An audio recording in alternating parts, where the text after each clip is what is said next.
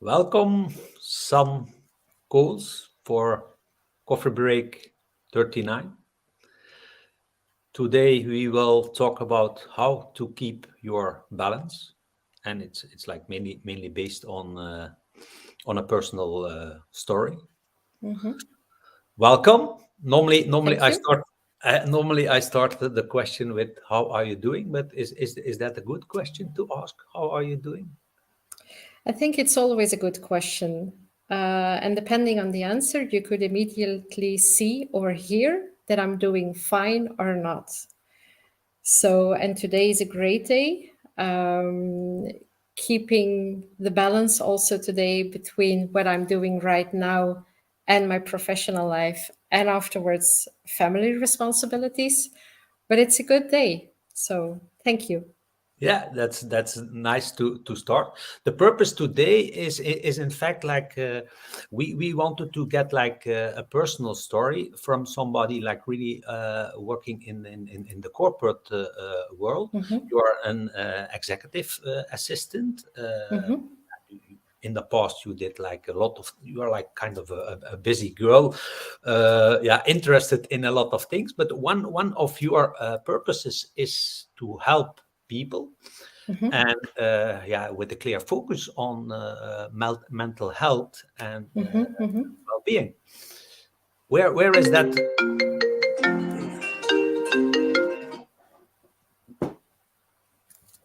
Are you still there? Yes, I'm still here. I don't see you right now. 1 second. Oh, Yeah, yeah. yeah, there was a phone coming in. Yeah, yeah. No. So where is that drive for yeah, for mental health and well-being coming from? Mhm. Well, it all started when I was born, approximately a little bit over 52 years ago. I was born as a rather not love child, but rather being born per accident. And as of day one, to be honest, I figured this only out 40 years later. This was the beginning of my personal story. So, born and raised, most of the time raised by my grandparents as the first granddaughter. So, the first as well going to university. And I've always been pushed to be the best. So, Mhm. good was not good enough. And I do believe that as parents, as grandparents, you only want the best for your kids. You even want them to do better than yourself. So pushing your kids and yourself to your limits is fine, but just to a certain extent. So every other day, until the last day that my grandparents passed away, I kept on hearing, yeah, but son, she's great. She can do it all. She has the flexibility. She knows how to manage. And at a certain moment, it was too much. Mhm. 30 years later, approximately when I was 36, 37, it was a very difficult period in my life. First of all, the relationship I had with the father of my son, and I have a son of 23 and a half years old, was not that positive anymore, meaning that we were living next to each other as brother and sister rather than as a couple. He had other interests, I had other interests. And at the same moment, professionally, it was a very tough time as well. We had some major project in a US multinational company. And for one reason or another, we decided to split as good friends. But then it all started because if one gets to know someone else and you have a son, you have kids, then it's becoming challenging. And for me, my main priority was pushing my son, even when he was already 3 to 4 years old, to become the best as well. Because I was born and raised in that way. So that was the only way to go forward, which I did. I raised him myself for more than 15 to 20 years. So now he's 23. He's working as well. But at a certain moment, it became too much. I felt tired, didn't have a lot of energy anymore. At the office, some things went wrong, did go wrong. And I said, this is not possible because I am a perfectionist still today, but at a certain limit, my personal limit. So from one day to another, long story short, in the morning, I couldn't get out of my bed anymore. Not emotionally, not physically. But I had my son who was full time with me. At that moment, he was 6, 7 years old. I had to take care of him. I had to bring him to school. So I got the energy every single morning to get out of bed, to dress, to bring him to school. But instead of driving myself to the office, I just came back sleeping. I put the alarm clock, and by 5, because I left him as well in after day school care, just to keep that balance for him, that he wasn't aware what was going on with me. And I picked him up again, got some energy for the evening, and by 9, I was completely exhausted as well. I kept on doing this for months because I thought by myself, being in this position, it wasn't me. It was kind of a failure for myself. I didn't dare to tell my parents. Let's even not think about my grandparents, because they were so proud about me. And so I kept on going on, but it was not the good way. And after 5 months, finally, I could tell myself, son, there is a problem. You are or in a depression or in a burnout. But telling yourself and admitting to yourself that you're in that phase, it's hard.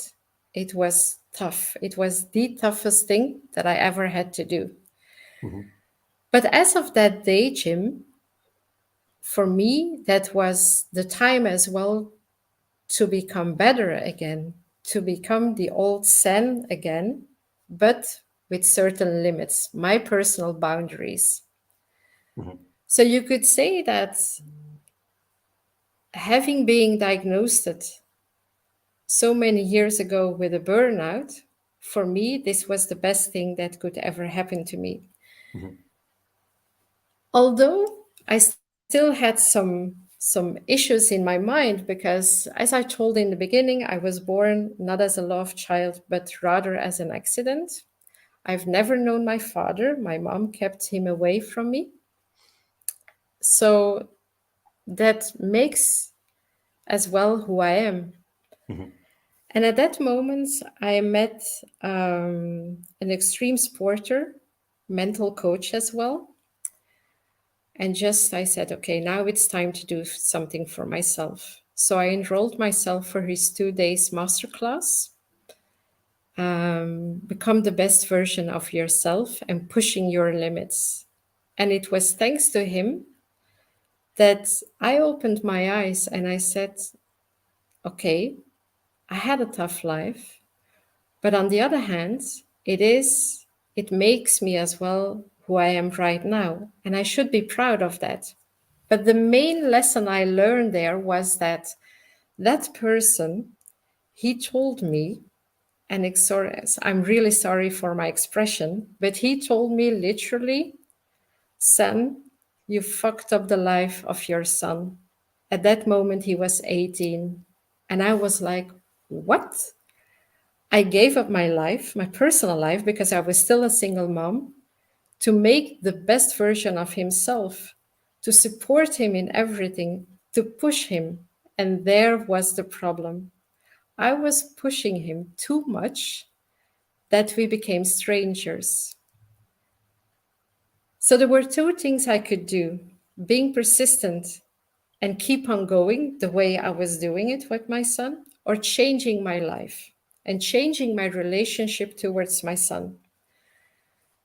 So I came home on Sunday evening, and he came home as well from his dad. And there was one expression that I said, and it was like, well, I did so many things over the last weekend. Let's take it from a different angle. We started talking that evening, and he said, well, thank you, Mark, because I have a new mom. So thank you for that. And I started thinking all over again. And I could see some signals as well that he was pushing me away because I was pushing him too hard. So the balance, well, what balance? There was no balance anymore. Not for him, not for me. So this is the beginning, in fact, that I'm so interested in the well-being of my loved ones, the well-being of my colleagues, and that a couple of years ago, I became a prevention counselor for the office, as well as I'm a certified mental health helper. And thanks to my story, my burnout, and I'm pretty open about it, it helps me, but it also helps others to recognize some signals. And it has been proven already in the past, talking one-on-one with some of my colleagues and other ones, not only colleagues, opening up yourself to others is the best lesson for me and for the others, because you're not alone. But it's up to you as well to make sure that others know about it. Not everybody can see what you feel or listen or read between the lines what you're trying to say. But I do have to admit, it took me 5 months to be there. So it's not an easy task. Yeah, yeah, and the first thing is like, yeah, recognizing and being honest to yourself to see it, but then to express it to the outside world. That seems like to be like yeah, a next step. Like what was the turning point that you start seeing what was like wrong or what was happening to you? Well, the turning point was because during that 5 months, I went very deep, Hmm. even to a certain extent that I told myself that my life didn't make sense anymore. Hmm. And it started with leaving the blinds closed at home, having the neighbors calling you, not answering them. But I had two good friends, still my best friends. And I was fortunate to connect with them whenever I felt a need. One was living in the US, pretty convenient from a time perspective. The other one was living like here in Belgium. And they even stayed with me in wintertime as well, outdoors, sleeping on my doorstep, just making sure that I would still be alive because I was that deep. So Hmm. you have all those ideas because life doesn't have sense anymore and you failed. You have the feeling that you failed. But still, thanks to them, and thanks as well to my son, who indirectly, because he has never known about this until he was 18, 90 years old, and I opened up with him because he was too young at that moment. It was at that moment that I said, okay, now you have two options. Or you just go to hospital, you stay there, you become better, or you change your mind, you stay at home, and you try to do it yourself. Hmm. And I'm a Capricorn. I'm born in January. I'm a bit stubborn, I'm Yeah. persistent, and I'm a perfectionist. And I'm also someone who doesn't want to be dependent on some drugs, some medication. Yeah. So I said, I'm going to do it myself. without anyone else, because what I do myself, it's the best for me. But that turning point, it took me months, it took me weeks, and I'm still happy that today I'm here, because it was almost fatal. Yeah, you're very open and vulnerable about it, and yeah, that yeah, I think it's crucial role if you want to help people, then you have to express like what happened to you to avoid like or to give signals to other people to not come like in like a kind of a risky zone for the people. Exactly. What are like now the signs that you see like internally where you say like, oh, now there, this is like a sign that I have to be like kind of, yeah, to be careful. And then yeah, what are the first signs, physical or mentally, because I think it goes hand in hand, Mhm. that you're entering that yeah, depression or burnout zone? What are then the first signs? For myself, Yeah, just in, yeah, you are the okay. expert, so. Yeah. Well, for myself, in the past, I was a very perfectionist, a very high perfectionist at home. You could come in any time of the day. The house was clean, was neat, was tidy. I didn't have some laundry in the baskets. Everything was done. It was a learning process, because now, and most of the time, I take Sunday afternoons for myself, like 2, 3 hours. And I have that flexibility, you know. My son is 23. I do have a boyfriend, but he leaves me as well because he knows how important that time, that quality time for myself is. And sometimes I go out for a walk. Sometimes I just watch a TV series. I even sleep. But for me, it was that important that not always being the 100% perfectionist is okay as well. Mhm. There is a quote, and I bought a sweater last winter, and it said, perfectly imperfect. Doesn't mean that I'm 100% imperfect, but nobody's perfect until, well, the very far end. So I'm open to that, because I do know that I have to be open, first of all, towards myself, recognize that I'm tired, that I have maybe a couple of days of headache, that my body is feeling like a bit stiff, that I need some exercise. Those are all the signs for me. Mhm. But the biggest sign is sometimes my head is like that, Mhm. and not a single thing can be captured. And Mhm. it sometimes happens as well during the week when I'm working.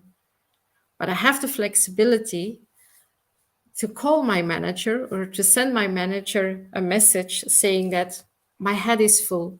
I need an hour. And that hour is more than sufficient for me. But if you keep on going and keep on pushing yourself over that limit of fatigue, of headaches, of stiffness, or whatever, those are all could be some signs. I'm not a shrink. I'm not a doctor, but I can tell you that out of my experience, for me, those are the signs. And sometimes I see those signals as well with others. Mhm. And then it's even becoming more difficult, because you see some recognition, you see some things that you experienced as well. But who are you to connect with that person, to tell them? I would never tell them that they're in a phase of you're Mhm. going towards a burnout or a depression. No, but I listen, I ask specific questions, and I give him or her the room to be open as well, in a safe space. Yeah, It's not that easy at all, I do admit. But if I can do it, anyone else can do it as well. yeah, and then practically, how do you, when you see these signs, what are you doing, like to avoid like getting back into the problems you were in? Just take the time for myself. Yeah. And I told my son last time as well, a couple of years ago, he said, yeah, but my favorite trousers is not ready and it's still in the laundry basket. And I said, yeah, so Mhm. you have other trousers, you have other shirts. I mean, it's not that you have to go out nude, you know? So I will do it, but not today. Mhm. A perfectionist most of the time is also a big pleaser. Mhm. And I'm still a big pleaser because I'm raised as well by my grandmother that helping others is key. Mhm. But also there is a certain limit, a certain extent, because if you don't take care first for yourself, you can't take care of others. So for me, the signals are, as I said before, like the fatigue, the stiffness, also having a full head. And then I need time and I take that time for myself. I'm still a single mom. I have a boyfriend. We're not living together. Mhm. This is a very well thought decision as well at this moment for both of us. But every weekend we try to spend as much as quality time together. He has a busy professional life. Mine is quite busy as well, both personally and professionally. But there are some weekends that I just tell him on a Friday evening, hey, you know what? I would like to stay at home at my place because I need it. I need some time for myself. I need to have the time to do the things that I need to do, that I love to do at my own pace. And I'm so lucky that he gives me that time as well and the room to do that. But I think it's the most important thing is being open, being vulnerable, Mhm. because others, not everyone sees the signals. Even if that person is sitting next to you or is your partner or your lover, I mean, not everyone sees it. For me, when you experienced it yourself, having that burnout or a depression, because there is a difference, it's the best lesson. And I don't want to say that a shrink or another doctor can help you, but as long as that person doesn't have the personal experience, it's always a bit tricky for me. You can open thousands of books and it will help you as well, but you have to find a way as well what helps for you. And the first step is recognize it for yourself and then be open and be honest with yourself. Yeah. And then kind of a solution is to dare to choose for yourself. Um, yeah, what I see, the people I meet with like who were in a burnout, like a lot of these people seem like empathic people, Mhm. people who are not daring to say like no. A lot of perfectionists. Is that also your experience, that like empathic people, serving people, they have bigger risks to get into a burnout? Well, I don't know about the statistics. I can only tell you about the people that I'm surrounded with. And yeah, the balance is like that. So, Mhm. meaning that most of the time, perfectionists, empathic people, caring people, yeah, they have more risk because we take more on our plate. Yeah, I could have an easy life as well. But for me, my life today is pretty easy. I've chosen to become who I am, and I've chosen to do what I do right now. But yeah, yeah, yeah. In life you have givers and you have takers, but yeah, sometimes I say like giving too much is nearly as bad as taking too much, because then yeah you just harm yourself. And then Mhm. on top we had COVID. Like what's your experience with COVID? A lot of people, they found like their inner balance, but yeah, a lot of external things also happened. What's your experience with COVID? Well, COVID just hit on us. And in Belgium, for sure, and in many other countries around the world as well, from one day to another, we couldn't go out anymore. We even had to do our shopping kind of planned. Only one person, not two people, but also offices were closed. And at that moment, I knew that some of the people I'm working with, some of my colleagues, they would have it very difficult. Why? Because imagine you're not used to work from home. Mhm. And in our company, we can all work from home or from wherever we want as long as we have the connection, you know. But being forced to work from home every single day is different than having the flexibility to work from home and to go to the office when you feel the need to go to the office or when your surrounding is needed you at the office. So I was lucky that yeah, I had an office at home. Everything is in the cloud. So I had everything that I needed here. There was no need for a setup. There was some anxiety as well because there was no end date to that COVID period. Mhm. I think when you don't know the end date of a certain event, also for yourself, being in that position, being in that mental phase that you're tired, that you don't feel it anymore, that you're exhausted, that it's all becoming too much, you don't know when it's going to end. If they would have told me 2 years ago in March, well, we're going to stay at home and we are forced to stay at home and not go to the office anymore until April 15th, for instance, well, then you have something positive to look forward to. Mhm. But if we didn't have that, so being isolated is fine as long as you have the flexibility as well to do that. And many of the people, well, they still had little kids.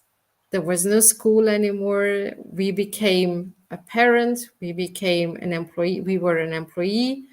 But we also became a teacher. We had to do the shopping online. We had to plan our lives in a complete different way, not knowing what was going to happen the next day. For those who were single at that moment, it was even harder. Mhm. So, what we did and what I did for sure was do some regular check-ins with colleagues, with family, with loved ones, with peers all over the world, even if it was online or through social media, but do those check-ins and asking the question, how are you doing today? Well, in some situations, and for sure during COVID, it's not the best question you can ask, because it's not going well, obviously. Mhm. So the way you raise a question or the way you word and paraphrase that question was very different than it would have been a couple of years ago. Because if I ask you right now, how are you doing? Then you would say, yeah, busy, busy, busy. Yeah, everyone is busy, you know. On top of that, during COVID, our lives, professional, but also personal, became one.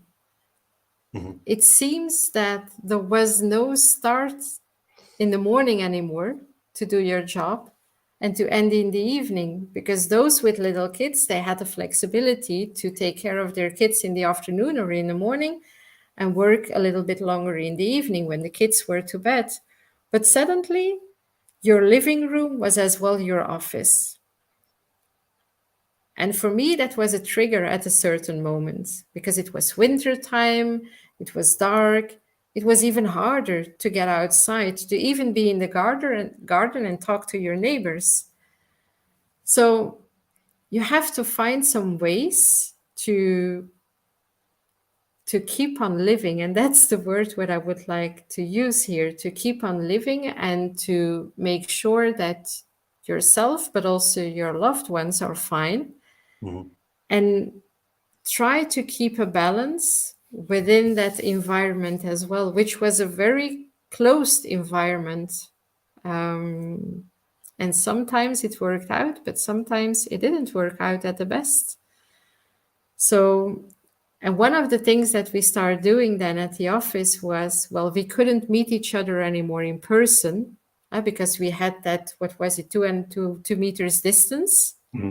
But what we did was on a Friday afternoons around 3, we organized some walks, small groups spread all over the country to keep the connection as well with others, to not only listen to their stories, but also feel and see how they were really doing.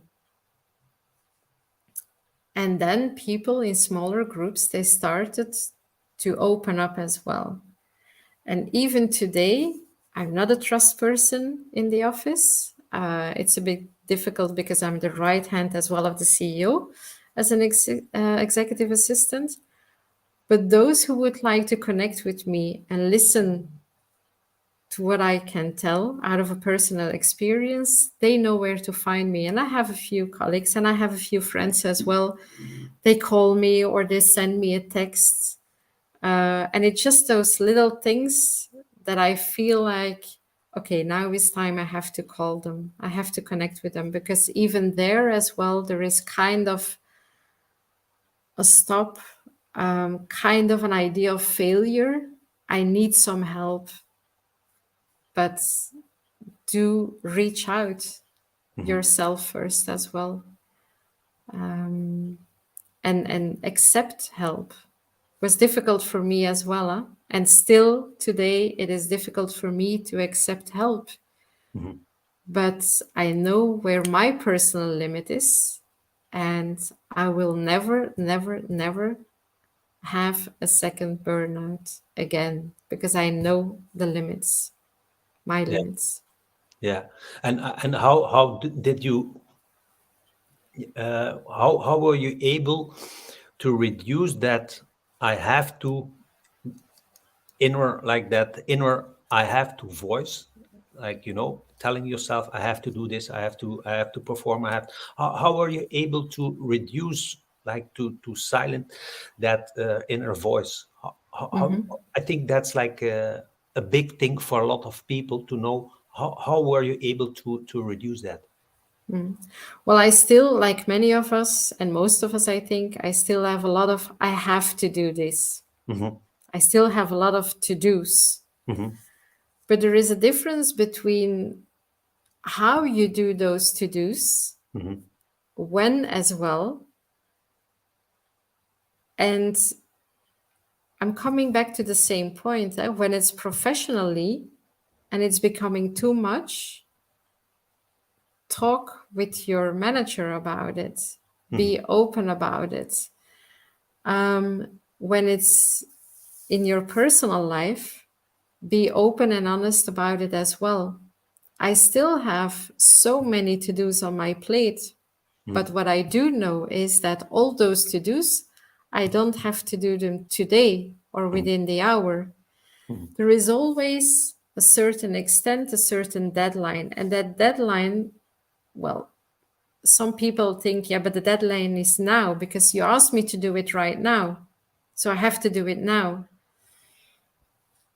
But make as well for yourself like some notes, and take some notes and put it all on paper. What is important? What is urgent? What do I have to do right now? Mhm. What can I do right now? Because sometimes there are some things that I can't do right now, although others would like me to do it now. I mean, there are always others as well who have to help me to achieve those things, to take care of the to-dos. So in the past, like a couple of years ago, almost 20 years ago, I started my day at the office or my day at home with making a list for the next day, Mhm. kind of a to do. What are the things I have to do? And I even put some timelines on it, Mhm. meaning that from 9 till 9:30, I have to do that. From 9:30 till 10, I have that. And so my day was filled. But then I came in at the office and someone was ill, or my boss told me, no, different direction, or this is a priority now. So in the beginning, it was like, yeah, but I have my to-dos, I have my times, I have everything scheduled, because otherwise, if I can't keep that schedule, I won't make it today. So what I did is I worked harder, and the stretch was becoming Mhm. a big stretch, you know, and it didn't work out that way. So being flexible as well for yourself to a certain extent, but also helping the others with your to-dos, it is important.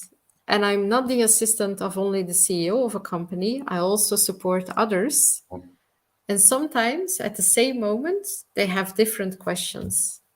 And for me, when they ask me to do something, there is always a few key topics that they have to tell me. When is the deadline? Mhm. If it's setting up a meeting with a customer or with a supplier, okay, happy to do that. But when is the deadline? And then I can start puzzling with all the calendars, but also start puzzling with my own priorities and to-do list. And what I learned as well over the years is that your job is never done. Mhm. I can close my day today saying that, okay, I still have a few open topics, but are they urgent? If they're urgent, I will still do them. I'm that flexible.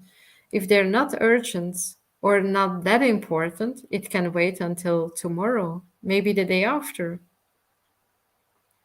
But it's a never ending process in my head. Mhm. But I feel comfortable today with it.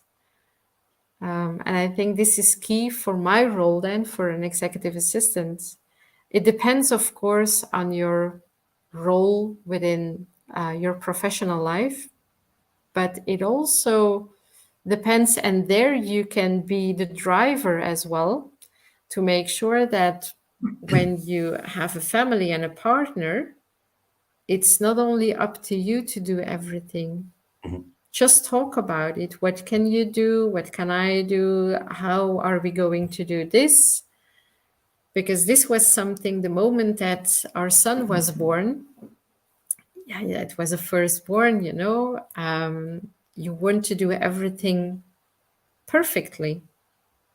And yeah, getting him out of bed at 7 to be at school, those are all pressure things that you put yourself on, but Mhm. also the others do that to yourself. But try to find as well other ways that work better for you, for your environment. Mhm. And it's a never ending learning process. Mhm. I wish I could have like a book or whatever that told me, okay, now you have to do this, and for that problem, you have to do it like that. It doesn't exist. Well, I didn't find it yet. If it exists, I'm more than happy to receive that information, you know? Yeah. Um, Yeah. Or you might write it yourself.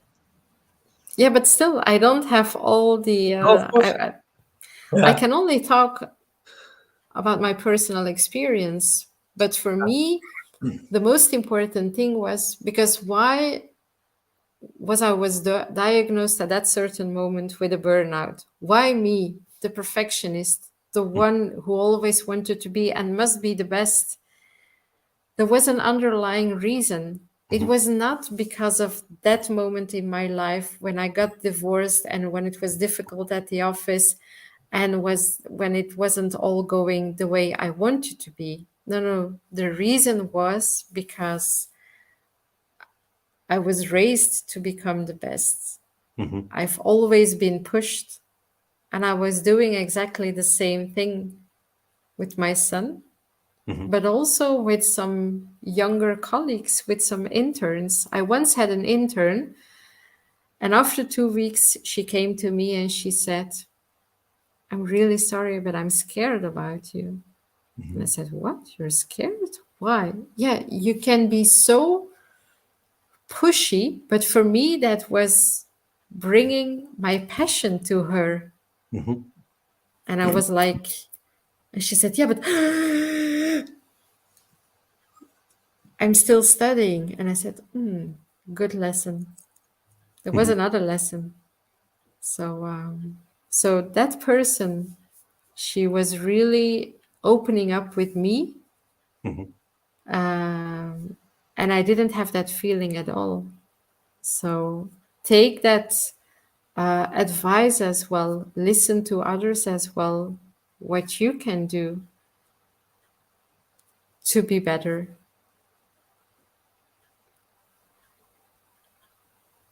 Yeah.